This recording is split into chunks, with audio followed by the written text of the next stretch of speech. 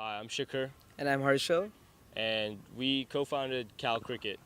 Um, we originally had a lunch chat last spring where we talked about bringing a club on campus where people could share their passion for sport like cricket.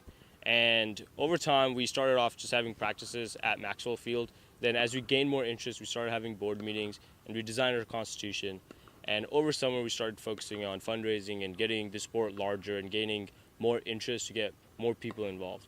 And last semester, we had our first tryouts where we were able to gather 30 competitive players who wanted to grow and develop their skills. And we practiced 10 in 10 weeks. And last November, we had our regionals tournament, which is part of the American College Cricket League, which is a huge league. Over 70 plus universities participate in this league. And in our regional tournament, we went undefeated, getting an invitation to nationals, which is happening in March this year. And as you can see right now, this is our second overall tryouts for the spring, where we're recruiting for more competitive cricketers to join our club. Marshall? Yep. So as you can see, we have a lot of players out here. A lot of our purpose of founding this club was essentially creating a community for people who love the sport, care about it, and play it professionally or recreationally. So going forward, we have two dimensions to our club. There remains a competitive dimension, which Shikhar spoke about. We played in the American College Cricket Regional Tournament, and now we're going to go to Florida this March for a national tournament. So right now we are fundraising for that. The university does not back us with any sort of funding, so a lot of our responsibility is on the team players and other donors that we can find in the area. So a lot of our efforts right now are focused on fundraising, and that's something that we wish we could forego, because in the long run, a lot of our efforts should be being focused on playing cricket. So when we see ourselves in 3 years, we see ourselves as a self-sustaining team, practicing regularly every weekend, going to regional and national tournaments back in LA or in Florida, and having a recreational division which can play a recreational tournament a couple of times a semester.